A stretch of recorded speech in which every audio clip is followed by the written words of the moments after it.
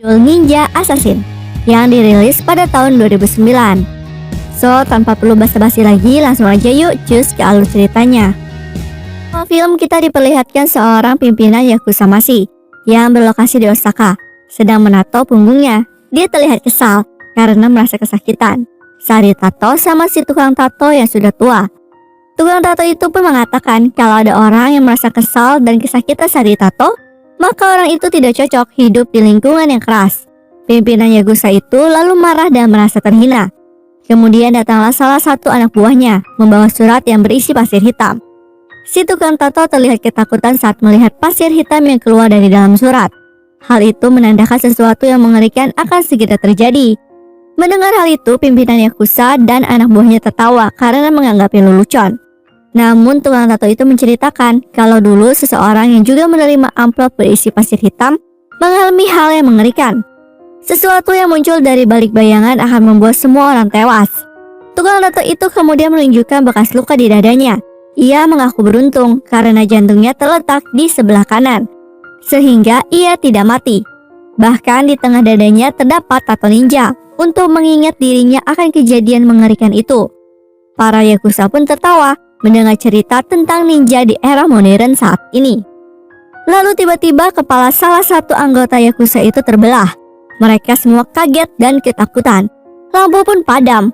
Terdengar suara pedang mengayun di mana-mana tanpa terlihat sosok yang mereka hadapi. Satu persatu para anggota klub Yakuza itu tumbang. Pimpinan Yakuza menembakkan pistol ke sembarang arah dan mengatakan akan membayar berapapun asalkan jangan membunuhnya. Tukang tato itu mengatakan kalau sia-sia saja bernegosiasi dengan mereka. Saat sedang panik, kemudian tangan si pimpinan Yakuza itu tiba-tiba putus dan kepalanya ditebas oleh senjata tak terlihat. Kemudian dari balik bayangan muncul sosok ninja yang dimaksud. Ninja itu berjalan mendekati si tukang tato. Dengan mata yang dingin, sang ninja tanpa basa-basi langsung menebas si tukang tato tersebut. Scene lalu berpindah di kota Berlin.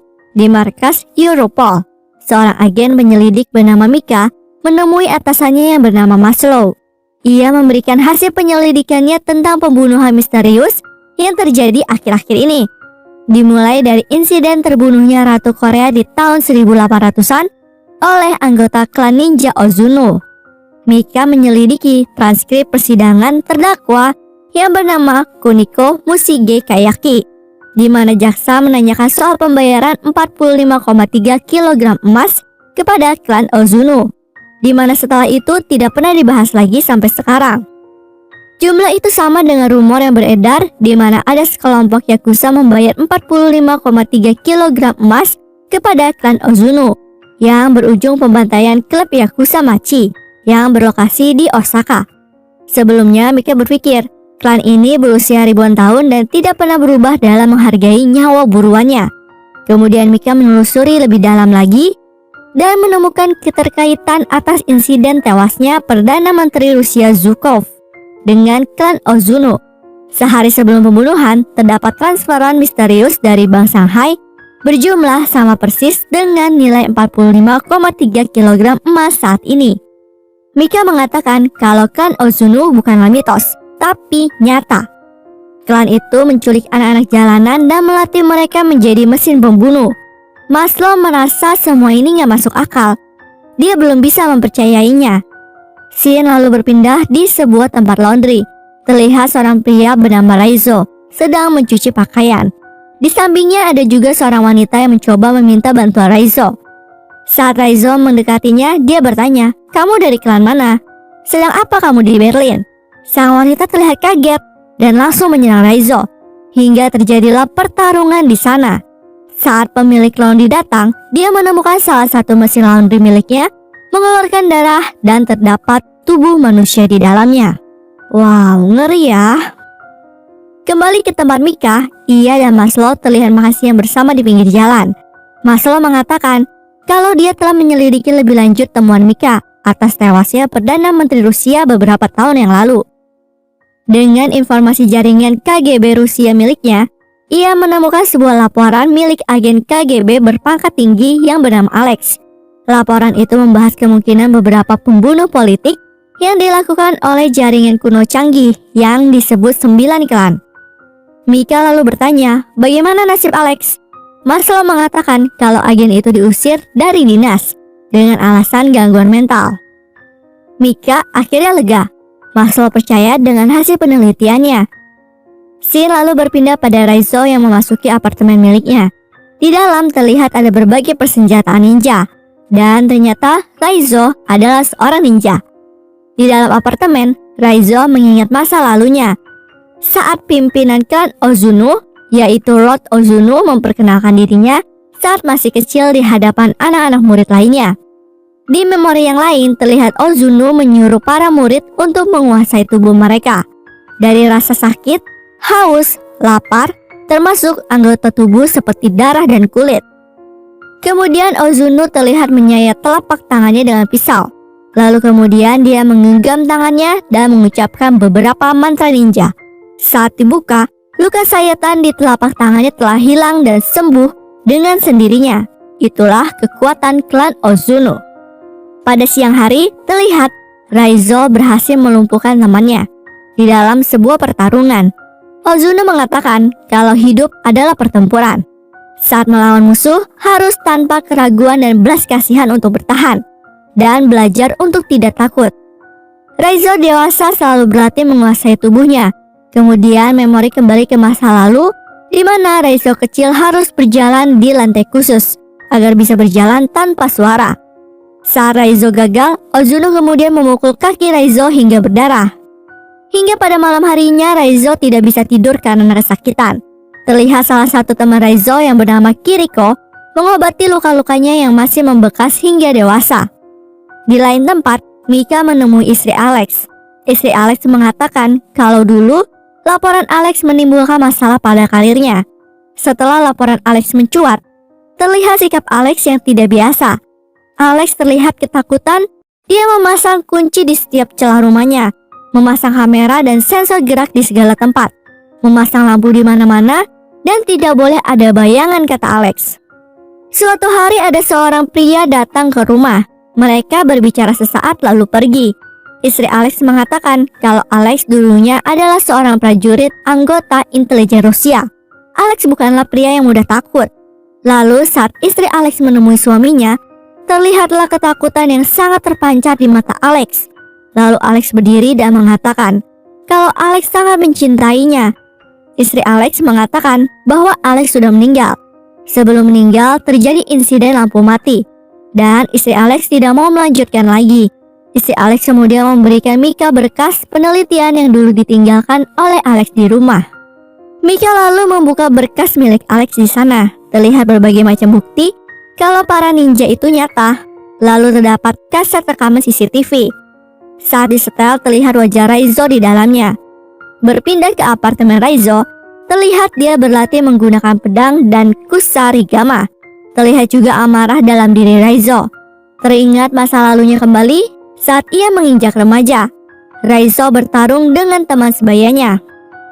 Awalnya Raizo bisa mengendalikan pertarungan, namun lawannya menggunakan cara licik yang akhirnya Raizo bisa dikalahkan.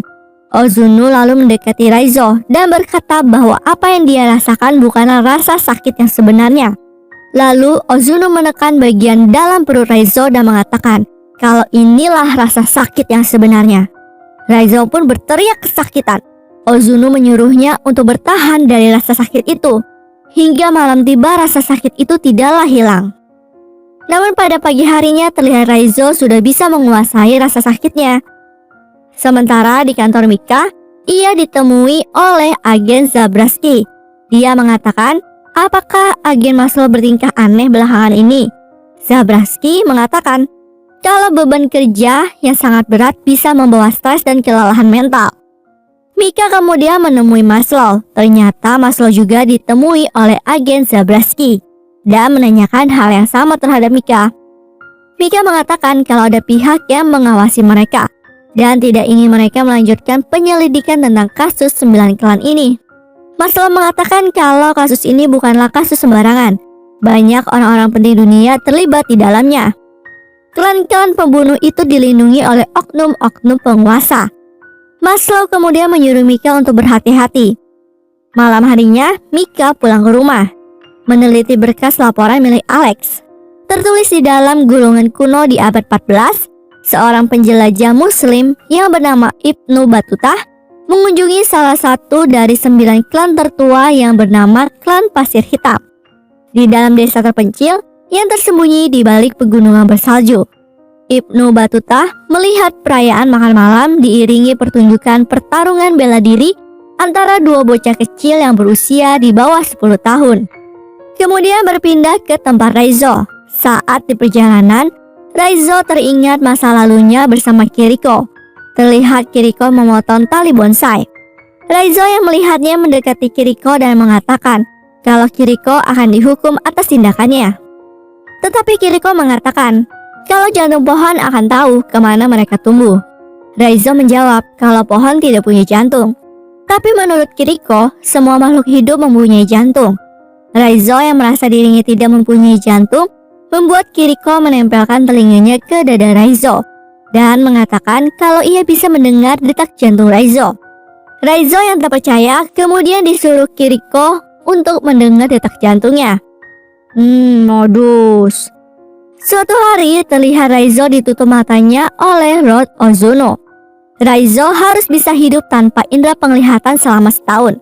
Raizo bertarung dengan hanya mengandalkan indera pendengarannya.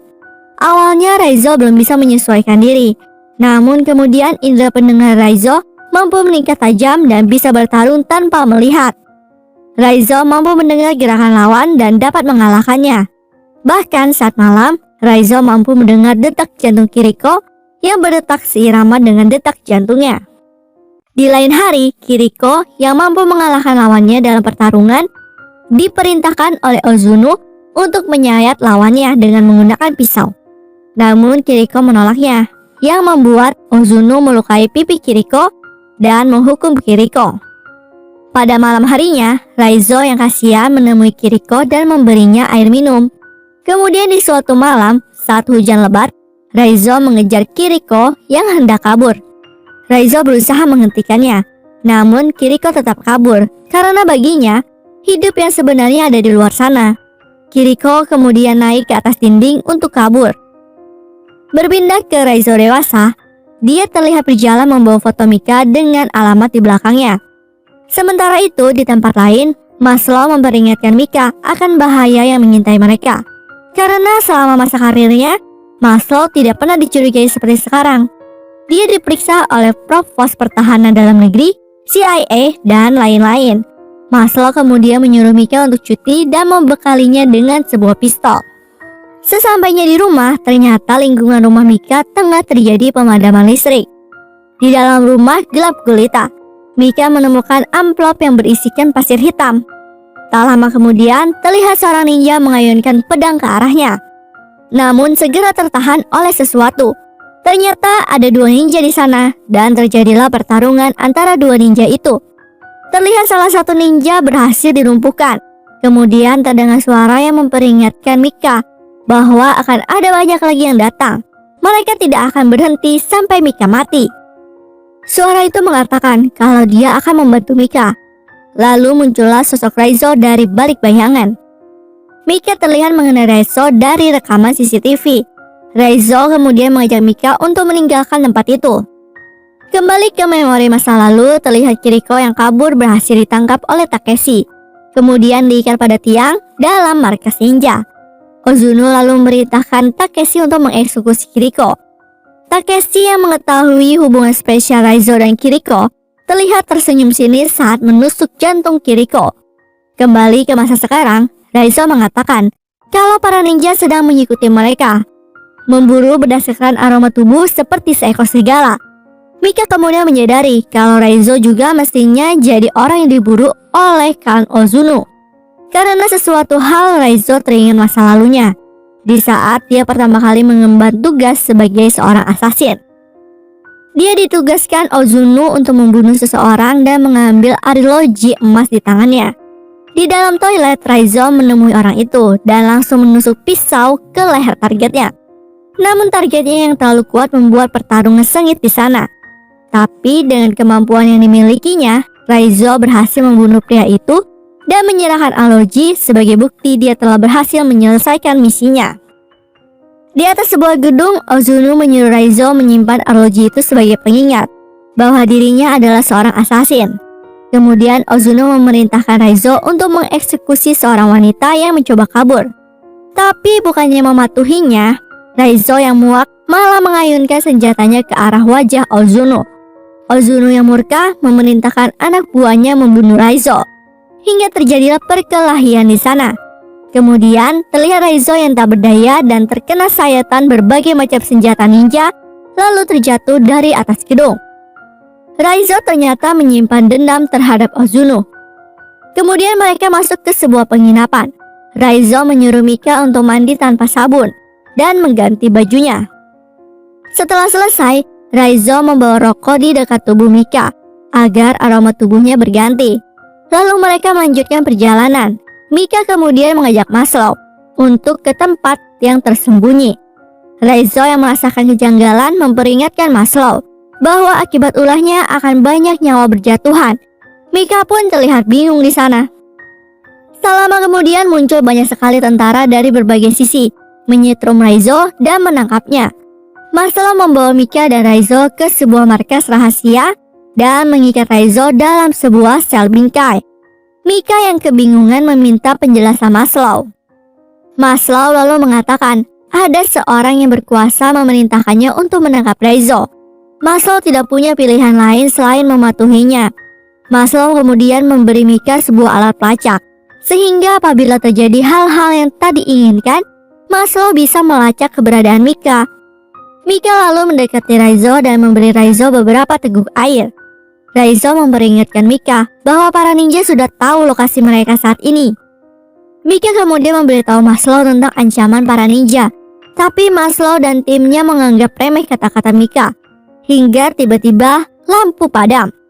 Mika langsung berlari menuju Raizo di dalam kegelapan. Para tentara berusaha mencari tahu apa yang terjadi. Sementara di atas mereka telah bersiap-siap para ninja untuk menyerang. Para tentara itu satu persatu pun tumbang diserang oleh para ninja. Para ninja juga terlihat menyerang tentara yang ada di dekat Mika. Lalu Mika mengambil kunci sel di tubuh tentara yang tewas itu dan membuka rantai yang mengunci Raizo. Terlihat sosok bayangan memasuki ruangan itu, tepat saat tangan Raizo berhasil dibuka dan bisa menghabisi ninja di dekatnya. Saat Raizo dan Mika berjalan keluar, ruangan terdengar senyap sekali. Raizo kemudian menyuruh Mika menunggu, dan Raizo pun menghilang dalam gelap. Terdengar suara pertarungan, tetapi tidak terlihat sosok siapapun. Raizo lalu muncul dengan seorang ninja yang sedang bertarung. Raizo berhasil melumpuhkan ninja itu. Di tempat lain, Maslow berjuang menyelamatkan dirinya sendiri dari serangan para ninja. Raizo kemudian menyuruh Mika mengambil mobil yang ada di parkiran. Saat Mika pergi, muncul puluhan ninja dari balik bayangan. Mereka pun bertarung. Raizo terlihat mampu menghindari setiap serangan yang ada. Dia menghabisi para ninja itu satu persatu. Kemudian terlihat semakin banyak lagi ninja berdatangan. Raizo yang mulai kelelahan terlihat terluka oleh sabetan pedang. Raizo lalu melompat menghindari serangan para ninja. Di tempat lain, Mika yang sudah di dalam mobil mendengar suara-suara aneh. Lalu muncul pisau ninja menembus kaca mobilnya. Ia pun menginjak pedal gas dengan panik. Mika dihadang oleh banyak sekali ninja. Beruntungnya Mika berhasil lolos keluar dari gedung itu. Sementara Raizo yang terluka mencoba menyelamatkan diri dengan melompat keluar dari gedung. Raizo berlari di jalanan kota Berlin, tapi para ninja masih juga mengejarnya. Sehingga terjadi pertarungan di jalan. Seorang ninja berhasil merobek perut Raizo. Raizo pun tumbang. Namun Mika menabrak ninja itu dan menyelamatkan Raizo. Mika bermaksud membawa Raizo ke rumah sakit, namun Raizo menolaknya. Mika kemudian membawa Raizo ke dalam sebuah penginapan. Raizo terbaring tak berdaya dengan luka di sekujur tubuhnya. Kemudian dari luar penginapan, Mika melihat beberapa bayangan memasuki ruangan tempat Raizo berbaring. Pada pagi harinya, kepolisian datang berbekal alat pelacak milik Mika. Tetapi mereka hanya menemukan Mika terduduk sendirian karena para ninja membawa Raizo pergi. Di dalam kotak, Raizo mencoba memulihkan dirinya sendiri dengan kemampuan yang dimiliki oleh klan Ozuno. Luka-luka itu pun menutup satu persatu. Setelah sampai di markas klan Ozunu, dia dibawa menghadap pimpinan klan Ozunu dan berkata, awalnya Ozunu mempersiapkan Raizo sejak kecil untuk menjadi penggantinya memimpin. Namun sekarang akibat ulah Raizo, Ozunu berniat mengeksekusi Raizo karena telah mempermalukan nama baik klan. Malam harinya Raizo terlihat diikat pada sebuah tiang. Ozunu terlihat menekan perut Raizo untuk menyiksanya sampai muntah darah. Kemudian Takeshi menyadari kalau Raizo membawa alat pelacak yang diberikan Mika sebelumnya. Tak lama kemudian muncul para tentara pasukan yang dibawa Maslow dan Mika untuk menyelamatkan Raizo. Raizo ternyata telah menunggu mereka. Mika kemudian melepaskan ikatan Raizo. Terjadi pertempuran antara pasukan militer melawan para ninja. Para ninja terlihat mampu mengatasi ancaman dari para tentara yang menyerang. Lalu Takeshi memasuki sebuah ruangan yang di dalamnya sudah ada Raizo dengan dua pedangnya siap bertarung. Takeshi menyuruh 4 rekannya menyerang Raizo, namun terlihat Raizo sanggup menumbangkan mereka satu persatu. Kemudian giliran Takeshi melawan Raizo. Mereka berdua bertarung di antara kobaran api. Raizo mengingat bahwa yang mengeksekusi Kiriko adalah Takeshi. Raizo terlihat marah dan menyerang Takeshi hingga tak berdaya. Akhirnya ia pun tewas di tangan Raizo. Kemudian Raizo berjalan mendekati Ozunu. Dan akhirnya Raizo pun bisa berhadapan langsung dengan Ozunu. Ozunu terlihat mampu menghilang di dalam gelap dan menyerang Raizo dari arah yang tidak diketahui Raizo. Ia mengambil sebuah pedang dan mencoba untuk melawan Ozunu. Terjadi pertarungan ninja yang sangat brutal antara mereka. Meskipun penuh dengan luka, Raizo berhasil berusaha untuk terus berjuang. Di saat Raizo akan menyerang, Ozunu kembali mampu menghilang di dalam gelap dan dengan kecepatan ninja miliknya, Ozunu mampu menjatuhkan Raizo. Di saat Ozunu akan menusuk Raizo, Mika menembaknya dari belakang. Raizo menyuruh Mika untuk lari, namun terlambat. Ozunu terlihat menghilang dan muncul dari belakang Mika. Dengan mudahnya Ozunu menusuk Mika tepat di jantungnya. Melihat Mika tumbang, kali ini Raizo dan kecepatan ninjanya mampu menghilang di dalam gelap dan menyerang Ozunu secara bertubi-tubi. Sampai-sampai lengan Ozunu terputus. Ozunu yang tak berdaya kemudian langsung dieksekusi oleh Raizo. Lalu Raizo yang mendengar detak jantung Mika membopong Mika keluar dan mengatakan kepada Maslow bahwa Mika baik-baik saja. Ternyata Mika memiliki jantung yang berada di sebelah kanan dadanya. Mika akhirnya bisa siuman. Di siang harinya, di tempat persembunyian klan Ozunu, Raizo terlihat sendirian di markas Ozunu. Raizo melihat ke arah tembok yang dulu dinaiki oleh Kiriko untuk kabur. Raizo kemudian mengikuti jejak Kiriko, memanjat tembok itu. Di atas tembok, Raizo melihat pemandangan yang sangat indah. Di antara pegunungan yang menjulang tinggi, Raizo akhirnya bisa menghirup udara kehidupan yang sebenarnya seperti yang Kiriko janjikan dahulu. Dan film ini pun tamat. Oke deh guys, mungkin sampai di sini aja ya pembahasan film ini.